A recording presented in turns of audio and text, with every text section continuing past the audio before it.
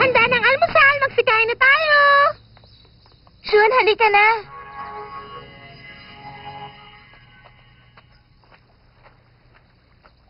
Wow, ang sarap niyan, hotdog! Aray! Ikaw, kahit na kailan wala ka talagang manners. Huh? Ay, good morning! Kamusta ang tulog mo?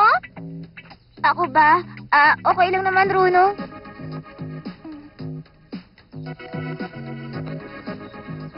Teka, naaalala niyo worldwide data na nakita natin? Ayon dun sa data, malapit na maging ultimate Bakugan si Hydronoid. Oo nga eh. At Bakugan yun ni Masquerade.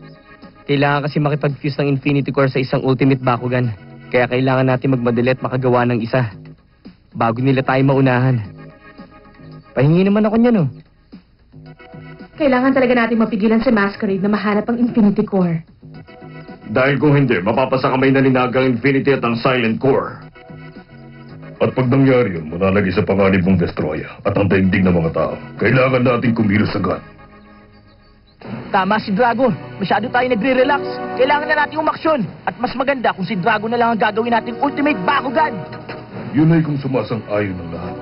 Oh no! Huwag na tayo magsayang ng oras. Kumilos na tayo agad. Bukod dun, alam ko kung saan natin isasagawa yun. Dun sa European lair ni Masquerade. Di ba? Salakayin natin yun. Kaya kailangan maituro ni Marucho kung nasaan ang lugar na yun. Dan! Pasensya na. Sa oras na maunahan tayo ni Masquerade, katapusan na nating lahat. Hindi ko matandaan eh. Marucho, kailangan mo alalahanin. Sige nga, isipin mo mabuti. Dan, ano ba? Pasensya na. Pero hindi ko yun makakayang gawin ngayon. Teka, Marucho! Bumalik ka! Tumigil ka kasi. Bakit mo ba kasi pinipilit si Marucho? Wala ka ba talagang isip, ha? Nawawala ang best friend niya si Preyes, diba? Intindihin mo naman siya. Ano ka ba? Kailangan niya na mag-move on. Kumikilos na si Masquerade habang nag-uusap tayo ngayon. Alam kong medyo mahirap, pero meron tayong misyon na kailangan to pa rin. Ang sigid ng utak mo. Konting panahon lang ang kailangan niya. Hindi mo pa kayang ibigay? Dahil wala na tayong panahon, Bruno.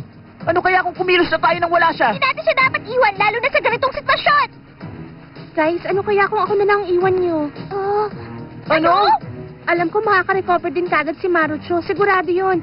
Pero hindi na nga sapat ang oras para hintayin pa natin siya. Kailangan na natin kumilos. Julie? Hindi niya naiintindihan eh. Best friend ko si Billy. Lagi siyang nandyan habang lumalaki kami. Kaya kailangan ko siyang tulungan ngayon na ginagamit siya ni Masquerade.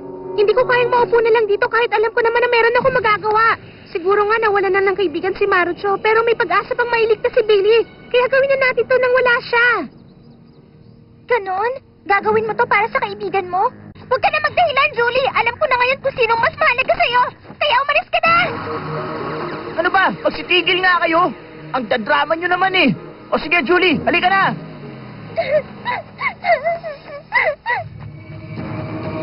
Teka, bumalik kayo. Dan, Julie! Shun, sundan mo sila. Responsibilidad mo yan bilang isang brawler. Nakakainis. Wala na siyang ginawa kundi magdrama na magdrama. Huh? Pati ba naman ikaw? Ay, nakukuha ko sa'yo. Hindi ako iiyak. Hindi kasi magandang tignan eh. Etong panyo. Sa'yo na yan. Kahit wag mo na isoli. Oo, ayoko naman yan eh. Ay, nakakainis talaga. Saan na tayo pupunta? Hindi ko alam kung nasa na tayo. Ha? Grabe, nakakagulat. Akala ko kung ano na yun eh. Di bale, mabuti na rin yun. At least ngayon tumatawa ka na. Tama ka. At nagkaroon na ako ng idea dahil sa reaksyon mo. Alam ko na kung saan natin hahanapin si Billy. At paano naman? Basta, makikita mo. Nakakainis talaga si Dan kapag umiral na ang pagiging mayabang niya. Hindi ko siya matagalan. Tapos yung Juling yon, wala nang ginawa kundi sumunod sa kanya na parang aso. Nakakainis! Alam ko naiinis ka ngayon, Runo, pero huwag ka naman masyadong magalit sa kanila. Dahil wala namang ibang gusto si Julie kundi ang mabawi ang kaibigan niya mula kay Masquerade. Ganon din naman kasi ang naramdaman ko na mangyari yun sa lolo ko. Kaya naiintindihan ko ang pakiramdam ni Julie. Mahirap yun, Runo.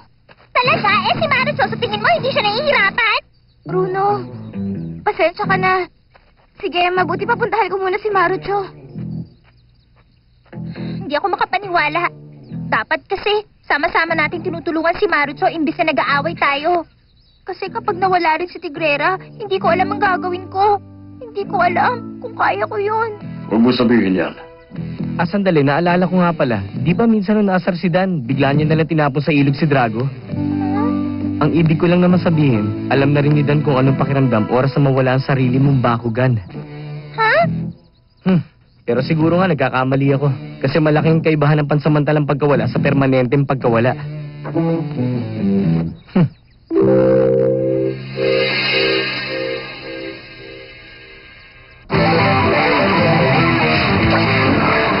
Sa Germany? Oo, at naalala ko kanina yung sinabi niya sa akin dati. Kung papipiliin ka ng bansang gusto mong puntahan, anong pipiliin mo? Japan siguro. Okay. Eh, ikaw, anong pipiliin mo? Ako, gusto ko sa Germany. Tapos nabanggit niya yung soccer field na to. Gusto niya raw manood ng laro. Matagal niya nang gustong makarating dito. Ang galing nga dahil natandaan ko yung lugar. Tama ka, mabuti natandaan mo. Aba, tignan mo nga naman oh, nandito ka pala. Mukha talaga sinusundan mo ako, ha? Ano naman ang ibig mo sabihin? Teka muna, siguro nga close kayo sa isa't isa ng lalaking yan. Pero ibang sitwasyon ngayon, Julie. At dahil siyang nasa number 10 ranking, malaki ang lamang niya sa'yo. Ganun ba? Pasensya ka na. Pero patutumbahin ko pa rin siya kahit nag-iisa ako. Nababaliw ka na ba? Ang hirap sa'yo, akala mo alam mo ng lahat samantalang hindi naman. Feeling mo ikaw na ang pinakamagaling na brawler. Ang kailangan lang dito, isang kakaibang taktika. Siguro nga hawak kayo ni Masquerade si Billy, pero may naisip na akong idea. Talaga lang, ha? Bill! Okay!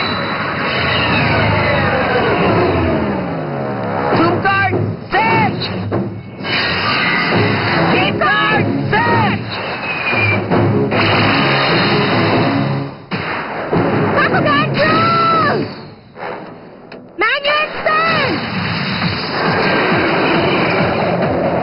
Bakugan, roll! Set deploy, stand!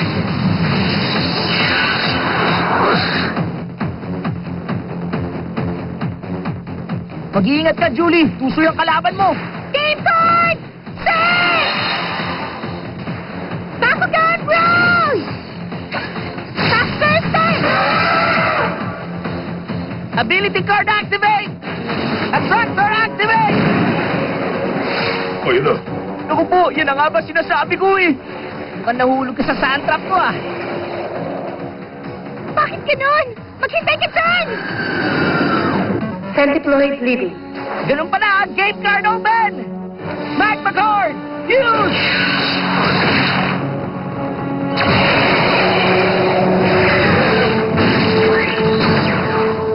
Ah!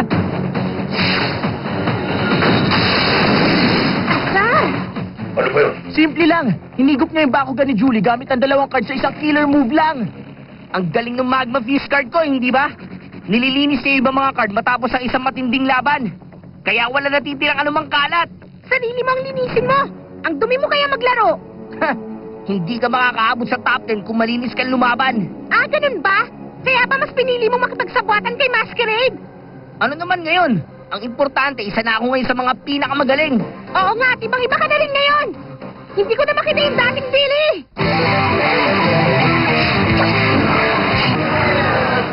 Naku! Natalo si Taskol! Ha? Wala na, kailangan mo na siyang kalibutan. Game start, set! Bakugan, roll! Set deployed, send! Send deployed at 750 Gs. Ibig sabihin, isa na lang ang natitira sa akin. Ikaw na lang ang pag-asa ko, Gorem. Sige, akong bahala. Okay. Game card set! Eto na, Gorem. Bakugan! Roll! Ability card activate! Mega Impact!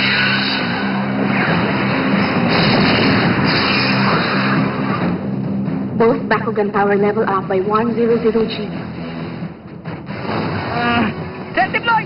Ano ka ba naman? Ang aga-aga pa!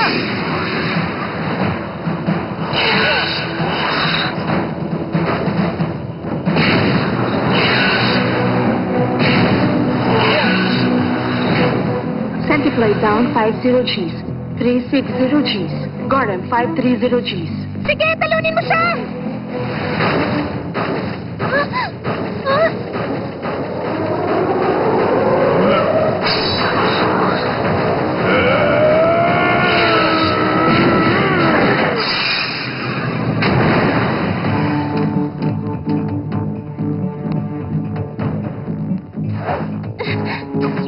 Yes!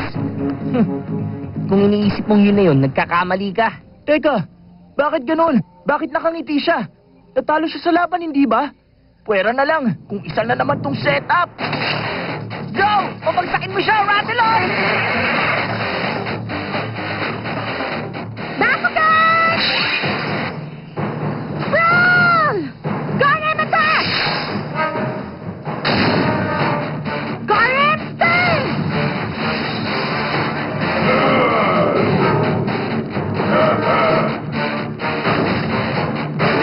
Rataloid 310. Gorham 380. Ability card activate! Poison Fang! Rataloid up 50 Gs. Gorham down 50.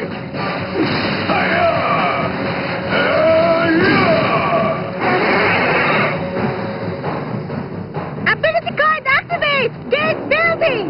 Isang card na lang, doble na ako! Nina! Game card open! Grand Spirit activate! Ano daw? Grand Spirit card? Aba, ayos yun ah. Nadadagdagan ng card na yan ng 50 ang G-Force mo sa bawat card na nasa field. Kaya kung meron siyang dalawang card, Ibig sabihin, dinoble niya nga yung 50 Gs niya para maging 100. Gorham up 100 Gs. Ano? Handa ka ba ba sa maruming laro? Tatapusin na kita!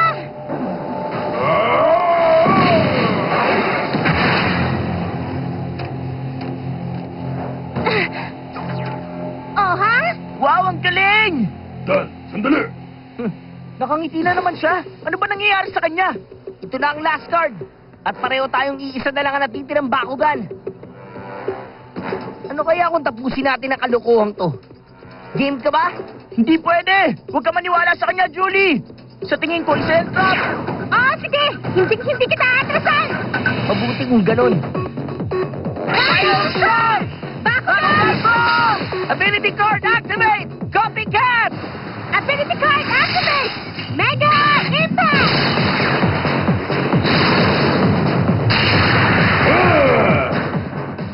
Bakit ganun? Espesyal na kakayahan mo!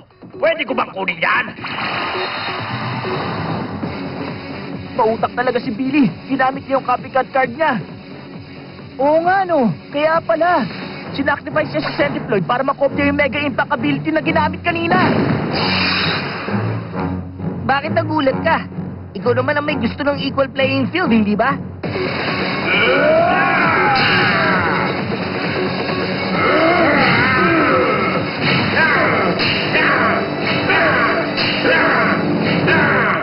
Naku!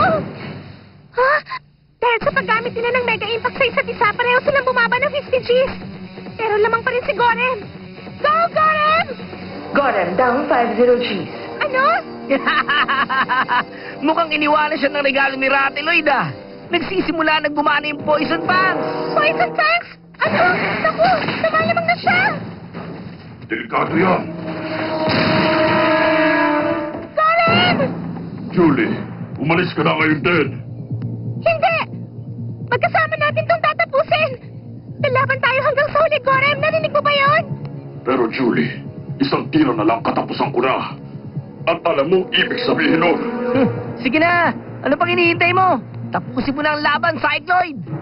Sigurado ka ba dyan? Kasi, pag tinapos ko na siya ngayon, baka may padala ko siya sa Doom Dimension kasama ng kaibigan mong tao.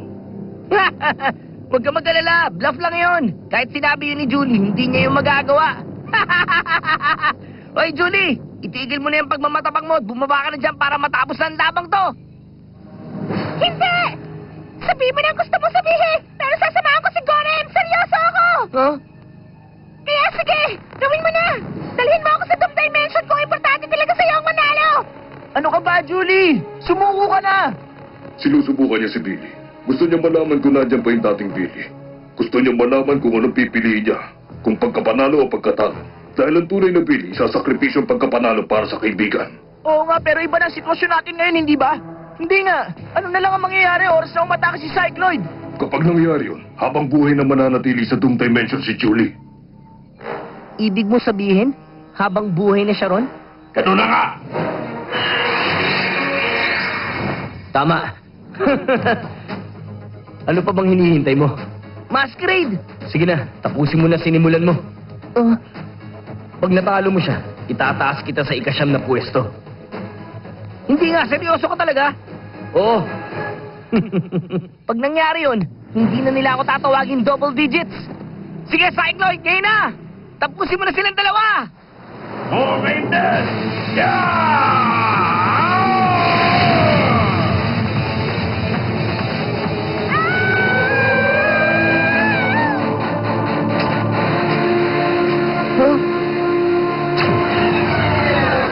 Hindi! Julie, umalis ka na! Hindi ko na kayang pigilan! Naalala mo ba yung laro na yan, Billy? Binigay mo sa akin yan nung kinder tayo! Para sa ito. Wow! Ang bait mo naman! Ito ang magiging simbolo ng pagkakaibigan nating dalawa, Billy. Tama. Makinig ka sa akin! Ikaw na lang ang pag-asa para makaligtas ako!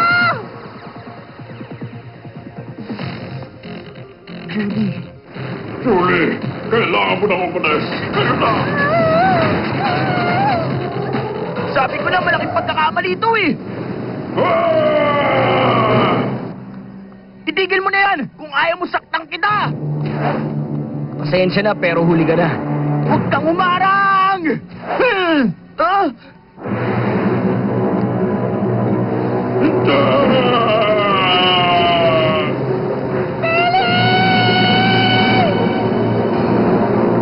Doom Guard! Out! Anong sabi mo?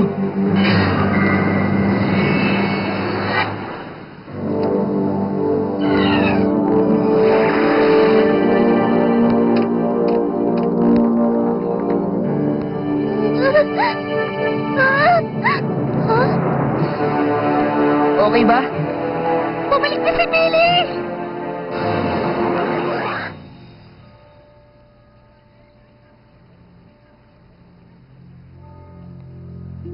Sorry Magagawa mo ba akong patawarin sa ginawa ko, Julie?